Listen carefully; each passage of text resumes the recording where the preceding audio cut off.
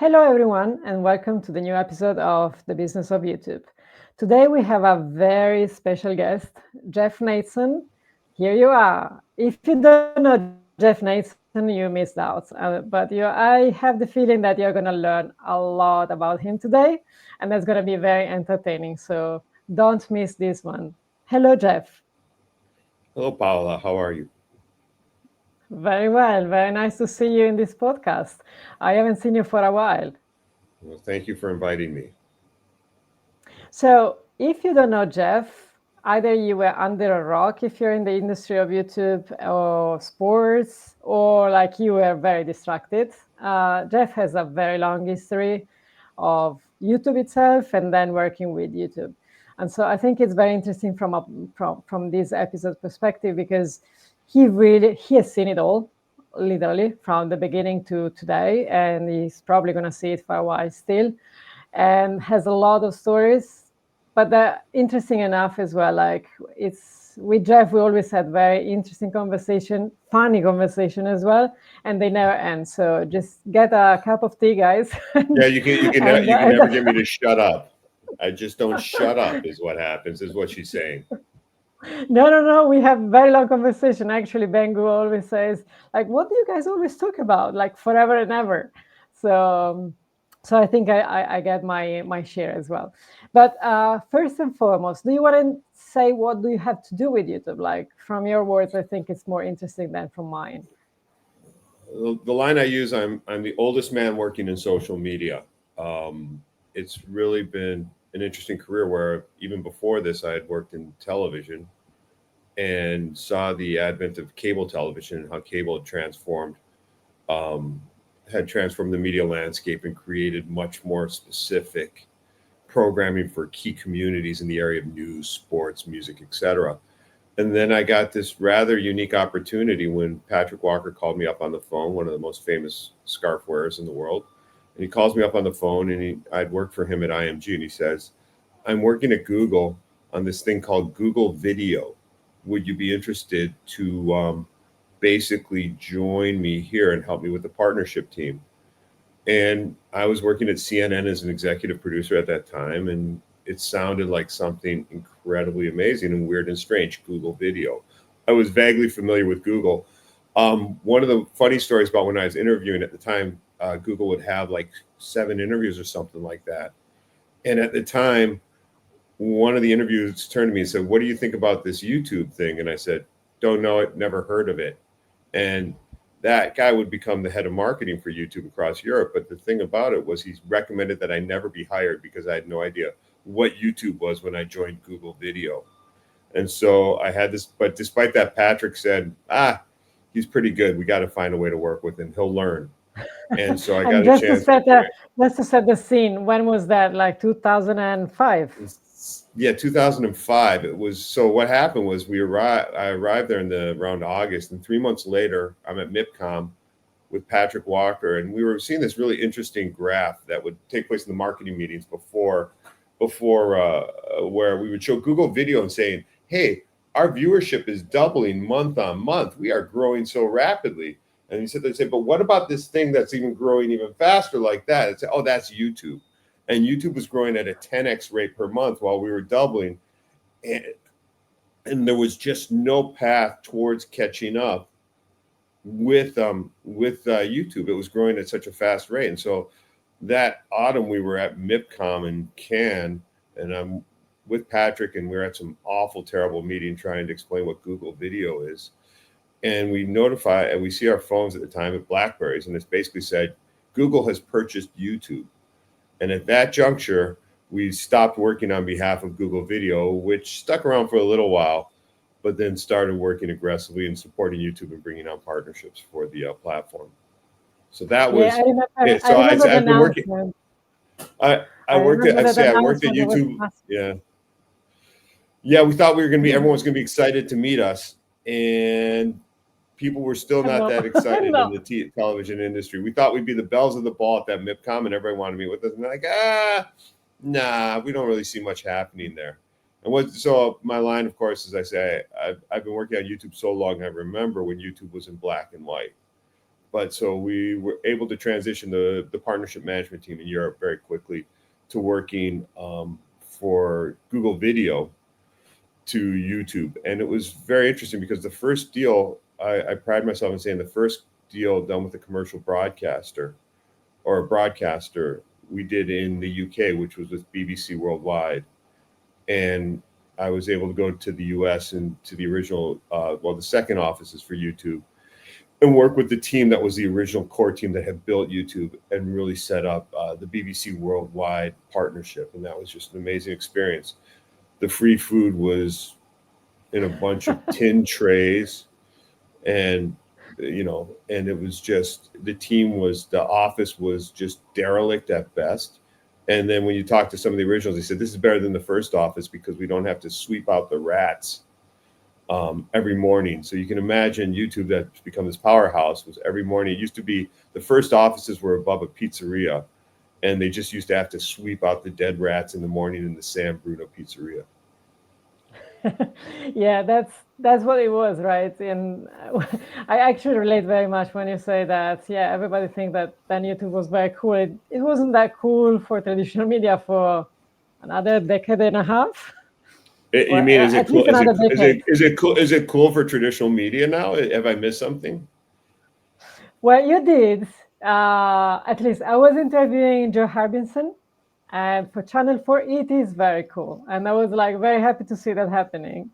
But yeah, yeah, at least there are discussions now in general. But back then it was like, who? You what? Well, back then, and then the first meetings were often along the lines of, "We're going to sue you. You guys are stealing our content, and we're going to sue you."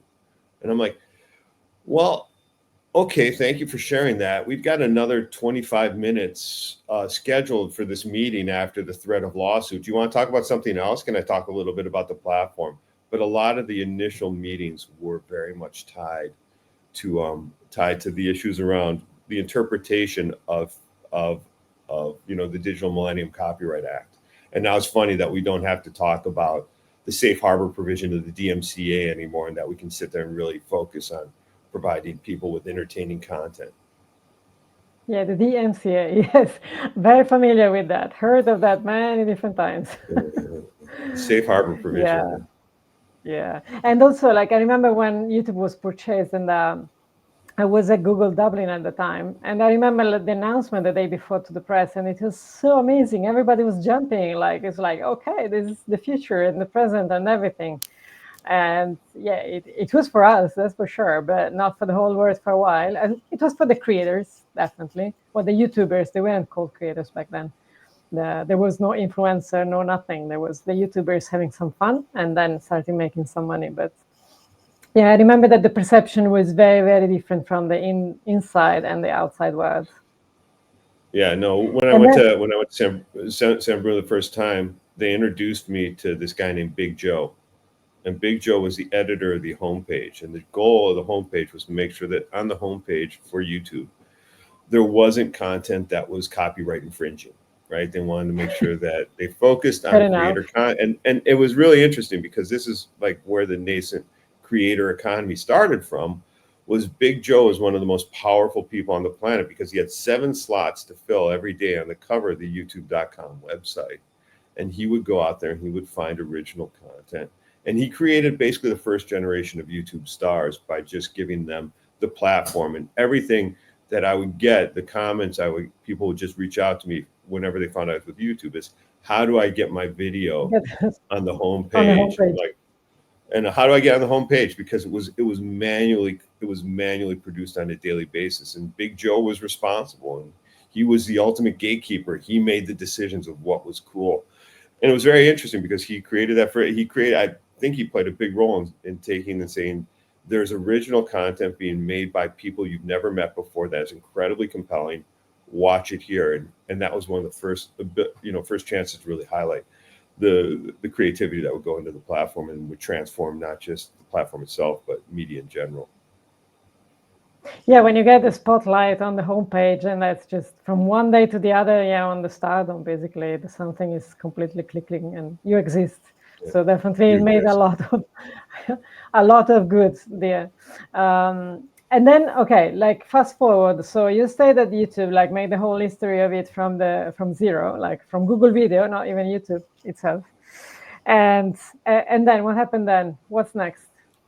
Well, so I did a number of different roles at YouTube. I just did anything that was asked of me. And so I did everything from sign some of the initial broadcast partnerships, like with C4, ITV, Fremantle, helped make sure Susan Boyle could monetize. I then did a very brief and painful stint in music. And then I moved across and worked on the sports team, where I thought was a really interesting environment, and to the point of where I left somewhere around must have been 2013, 2014 to start to work on a new social agency called Whistle. And that was like my former colleague, Julie Kiko says, maybe you should try something a bit different. And so you go from the comfort of working at Google, where the food is always there waiting for you and the offsites are in beautiful locations, to all of a sudden working from your home and eating sandwiches and that are not of the highest quality cuisine and building a business from scratch. But I really felt at the time that the industry really needs professionals to step in and really help manage and navigate the challenges of the platforms and build longer term businesses, to help both sports organizations as well as brands and media companies to really navigate the challenges of working what is a completely different environment than everything that they developed and worked on through linear television, cable, et cetera, and even digital.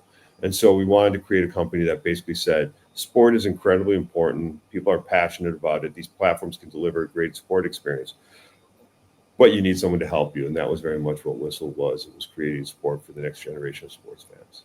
And I was there for And that about a was decade as well. 2011, 20, 2012.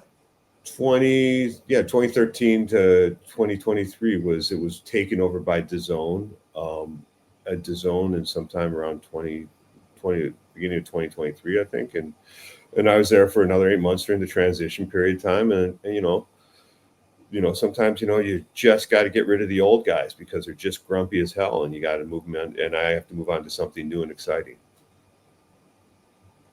you're always in the exciting spot anyway, so you're going to always Yeah. trying something new. That's the story of One your of the life things, at the one end. of the things is I try to live my life emulating creators by living on the edge as much as possible, just with not the same Come on. financial remuneration that the incredibly talented creators get. Well, it could be very boring if you want. I mean, you could decide to be like, no, I don't think that's Jeff having a boring life. I No, don't not think so. definitely. I mean, you don't go into the media in order to lead a very boring, staid, quiet, financially remunerative life. You do it because it's fun, weird, and you meet the strangest people possible. Exactly. And then you go to Cannes as well a few times and get a lot of champagne for midcom, etc., etc. So, try and avoid it if at all possible. Too much champagne along the way. And tell me a bit more, like, and what you're doing now. So what's about now? So right now I'm working for a couple of different companies. One is I'm back working in something called Why Now, which is an incredibly creative organization that is composed of a number of different parts, where they have both this. They took over the well-known CNN channel called Great Big Story, and we're working really hard to rejuvenate it because it was a great concept of positive storytelling that was global in nature and appealing towards a more sophisticated uh, audience than perhaps some of the stuff that we were seeing on the platform. And CNN ran it for a while and ran it successfully. And they said, oh, wait, this is financially non-viable for an organization like CNN to run this channel. We have 70 editorial people. We can't make enough money from a YouTube channel to do this. But the founder of Why Now, Gabe Jagger, was a really big fan of the channel, and he bought it. And he said, Jeff, can you try and help me out? And we met through friends. And then what's really interesting is Why Now also has a number of different other publishing titles that it works on in the area of film and music. And what I find interesting about what we're doing here is very much a core part of the business is e-commerce. And we are creating bespoke products and merchandise tied either to legacy musical acts like Tina Turner or the Kinks, or equally to more modern acts tied to our rock sound brand. And what it's really forcing me to do, which is to transition and to understand the power of e-commerce on social, how social is a commerce platform now, and that requires a different kind of storytelling, a different kind of optimization than what was being done when the goal for me before was to work more on branded deals. And so it's really, as we look at where social media is heading, specifically more TikTok and then YouTube. And I know this is the business of YouTube, but you can't talk about one without talking about the other and then throwing in Instagram, Of course. is that these platforms are very much focused on becoming e-commerce sources beyond just the traditional revenue source of advertising. But we all have to adapt and adjust to this. We have to develop new strategies and new ways of telling stories if the ultimate goal is to sell something. And that's something completely different. And the majority of us hate doing that and hate being that kind of huckster, selling stuff all the time. But in reality, it is very much of what we need to do going forward in order to be successful on this. And we have to get over it. Well, I think actually this is a strong point. In general, even like if you're thinking, when we're talking about the business of YouTube, and then of course TikTok and Instagram and other platforms come in the conversation, and thanks God there's TikTok. I think that was the best wake-up call for YouTube ever. And I keep saying that. Thank you, TikTok.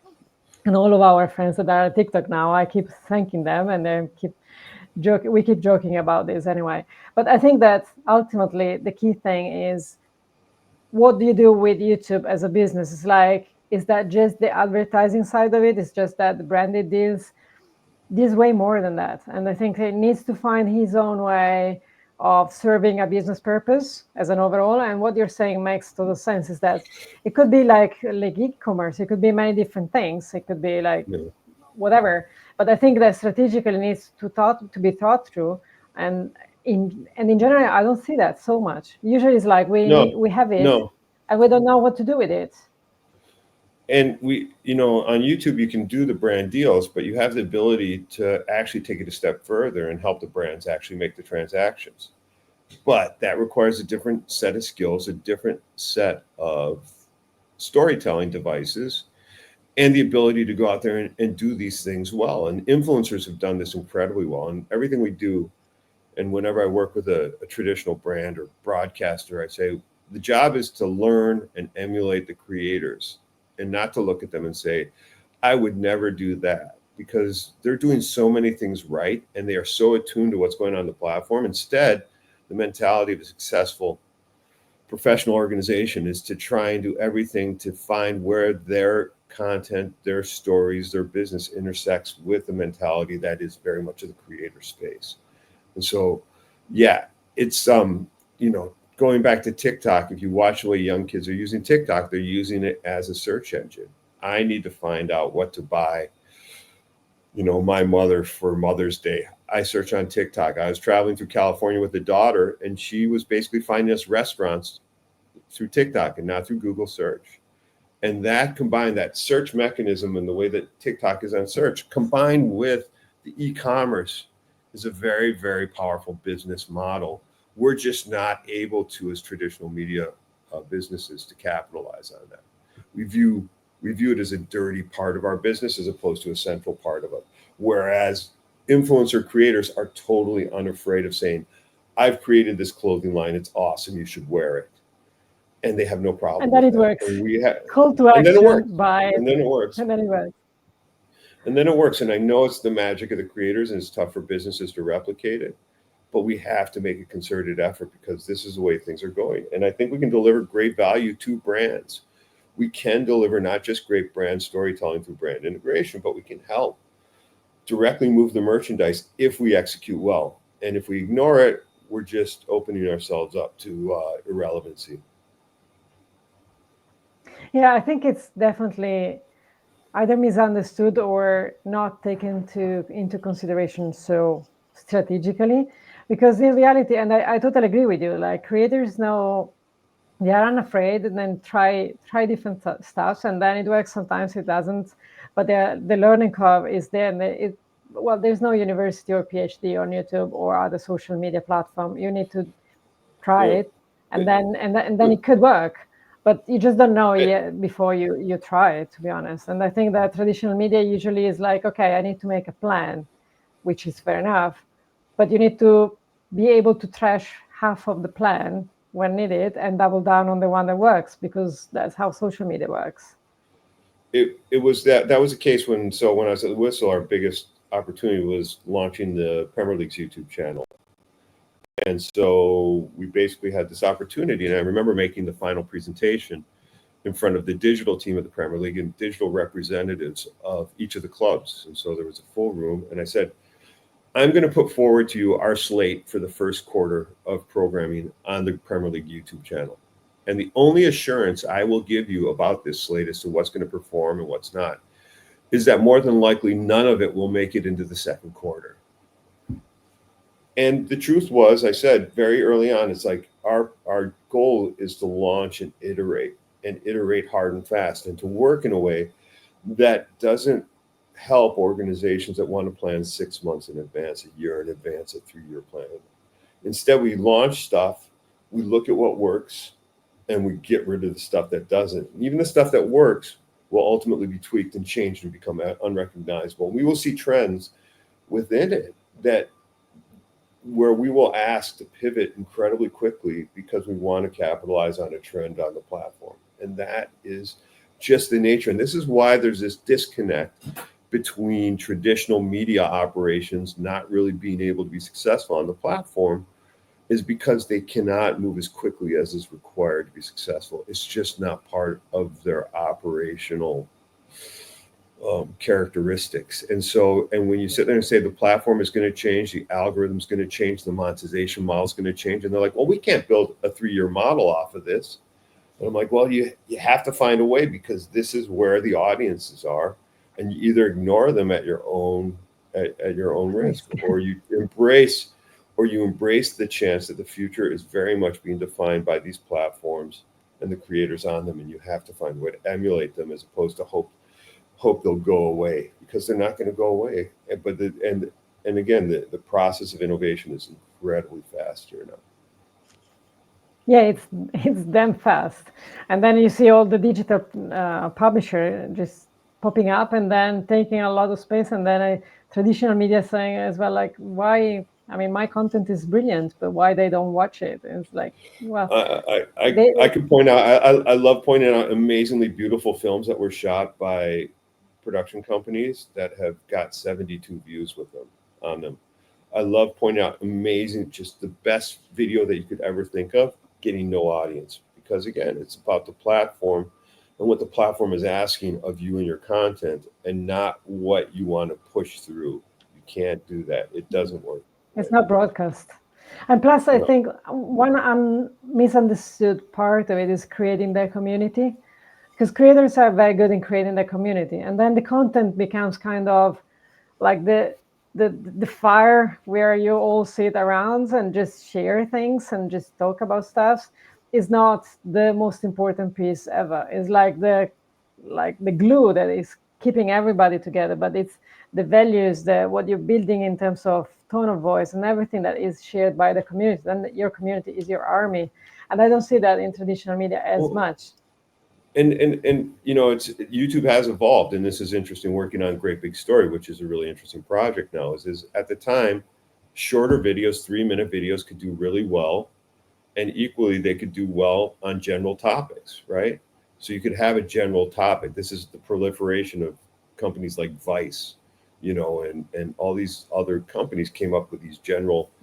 We're going to talk about general topics, but YouTube is much more, as the corpus gets much larger and larger, it's much more focused on, you have to identify what your community is, and you have to say, I can build community around a personality. Mr. Beast has a broad swath of types of content, but it's his personality that holds that together. And we see personality being a big central point, or it could be based on a vertical of Minecraft or Roblox or etc. But you have to identify now clearly what is your community going to be passionate about. And if you cannot say that clearly, then you're not going to be able to build out and communicate effectively to that. And that's really a challenge for networks or traditional media companies, because they say, well, we stand for so much more. The BBC brand stands for this. ESPN stands for the sports fan, but there's not a sports fan per se. There's more likely a basketball fan or an LA Lakers fan or a LeBron James fan, but there is not a sports fan in that generic sense that you like all sports. That's just not there. So you have to be able to go in and clearly identify who your community is and why they should dedicate time to you. And then you have to be open to communication. And none of us in media like hearing about what people really think about us and our stuff. It hurts. The critique is hurtful sometimes, and you just got to get in there and take it and get involved in the comments and listen to the audience and pay attention to the data. I remember watching one of the FIFA creators talk about analytics, and his level of sophistication on the analytics side was so much higher than the YouTube team itself. And he came in with the hardest possible questions that I was unable to answer at the time, and still probably unable to answer. And it was because the difference was whether he paid his rent this month depended on the performance of his videos. And so he was so deep into that, to both the smallest amount of changes and adjustments to the content that would impact the performance, that his level of sophistication was much higher than the analytics experts that would permeate Google. 100%. And tell me one thing. We had this interesting conversation on LinkedIn last week. About the Premier League. Do you know anything about the Premier League on YouTube? I know a lot about the Premier League. I was there. I was there at YouTube I was there. Some of the first meetings at YouTube around the Premier League was how they were going to sue YouTube for $1 billion, and did go and sue YouTube for $1 billion. The lawsuit was not successful. And it was interesting to be in similar meeting rooms a little while later to discuss how the Premier League was going to launch on YouTube, and that I had a chance to play a role in the launch. And it's one of my favorite stories and one of the great experiences is launching such an iconic sports organization on YouTube. And it was definitely one of the greatest things I got a chance to do. The challenge, of course, is they were 7 years behind all the other sports leagues. And so they were 7 to 11 years behind them because, the NBA and WWE got on there right away. The WWE guys are smart, and the NBA guys are so ahead of the game. And then the other leagues were just like, we'll do it eventually. We'll get there eventually. It's not a big deal for us. It's nothing but, But so the Premier League was 7 years behind its key competitors of La Liga, Serie A, Liga. And so we were stuck in this weird situation where also equally, they didn't have access to highlights. They had like 30 seconds of highlights a week they could use. So it's like, how do you build a channel when you have very little access to highlights? And secondly, you're 7 years behind everyone else. And La Liga is staring at, 6 million subs or whatever it was at the time. And you're starting from scratch. And so, the point was our whole perspective was to rip off ideas from creators and turn those into Premier League type programming. And I worked with a very, very smart channel management and production team that was very good at understanding that we had to do something different to catch up. The first thing we did was we launched with a music video that was a hip hop tune where we took all the archive over the past 20 years and turned it into a hip hop video that was just, something completely different than people had ever done. And the Premier League had never done anything like that. The second thing you were allowed to do that though, which is not a given. There was much in the way of heart palpitations when sending off the edits to the Premier League as to whether they would accept what we were doing. And they did. And, that's the advantage of the platform is it allows you to experiment without imperiling your brand in a complete total way, where if you put it in front of everyone all at once, it's a nice way of experimenting. But the biggest discovery we made was that archive has a much bigger shelf life than people give it credit for. It's much more important than people in the sports industry would even imagine. In the past, archive was something that they would sit there and wait for the phone to ring for someone to license 20 seconds for a documentary they were doing about Wayne Rooney, or 2 minutes or something like that. And that's the way they treated library. And we found with the Premier League that they had this beautiful 20 years of digitized library, mostly, some of it still wasn't, and categorized and organized and searchable. And it was this incredible thing.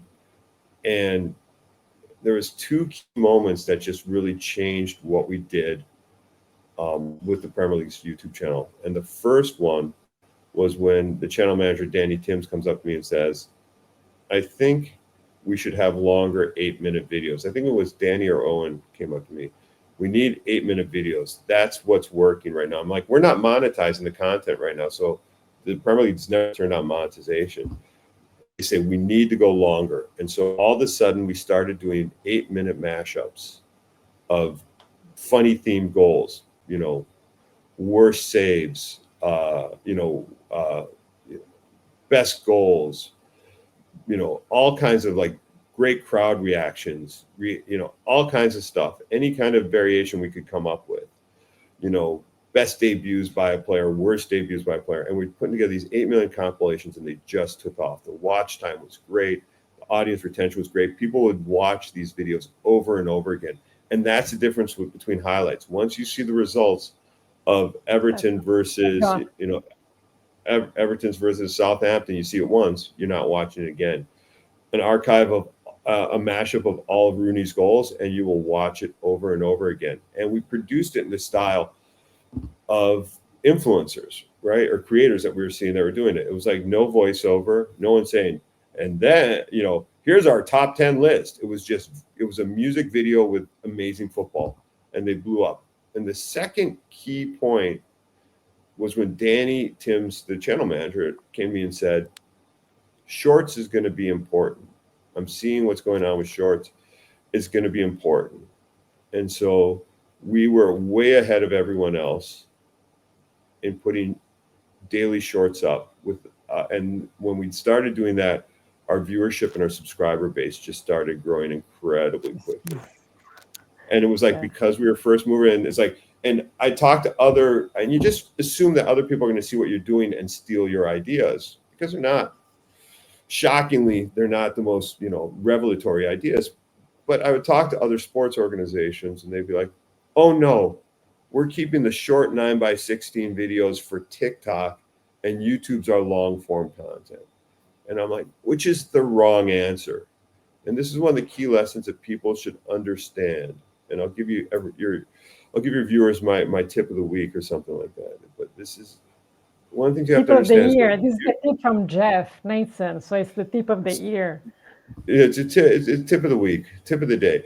So if you want to get a foot up on your YouTube following, and there's an introduction of a new piece of product, a new product, take advantage of it immediately and exploit it aggressively, right? So that means the more that you are aggressively using the new products, the algorithm will reward you for the uptake on this, right? Now, the product might turn out to be something that doesn't work out and fails horrifically, and that's sunk cost. But you're never quite sure when it might be the next big thing. So what we're seeing right now is shorts is being expanded. And I knew when they named it shorts that it was a bad name, right? It's a bad name. Why do they call it shorts? Why would you ever limit yourself in terms of duration? YouTube started off as a platform, and there's a limitation in the number of minutes you could upload. And now we're watching 3-hour live sports on YouTube. We have YouTube on all the time. It's not short form content. And they call it shorts, but the big thing to take advantage of now is shorts is expanding to 3 minutes. So that means everyone should be trying to figure out their strategy for taking their shorts and turning them into 3-minute shorts, up to 3 minutes as opposed to 1 minute. That's the tip of the week. Always go when the product unloads new functionality, always be the first to adapt it and see if it can give your channel a boost. Don't wait.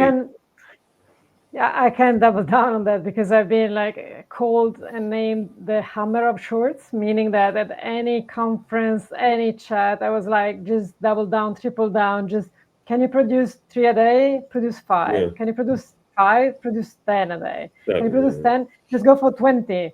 And everybody looks at me like a weirdo. And fair enough, I take it.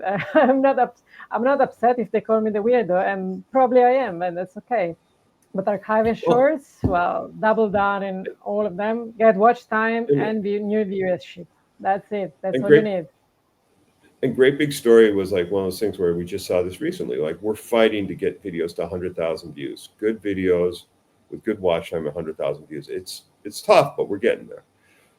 Then we had a short of a similar video, and next thing you know, it's like, wait, how did it get 26 million views? I mean, the video itself was approaching 100,000, but the short version of that got 26 million. What I find in my current theory is my current hypothesis is we're seeing a bifurcation on YouTube right now, and things are heading in two directions. Where the 16:9 is aimed towards really what is that longer watch time retention metric is much more important, and that's where the monetization remains.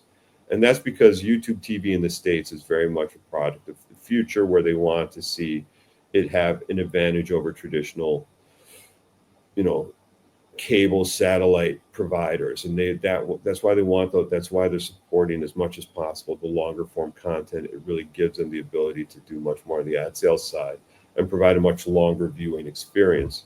At the same time, they have the product shorts, which is very much a shin kicker to TikTok, and so therefore that's a separate thing, and that's about views and subscribers. All of a sudden, subscribers matters again. Remember, subscribers didn't matter much for the past couple of years.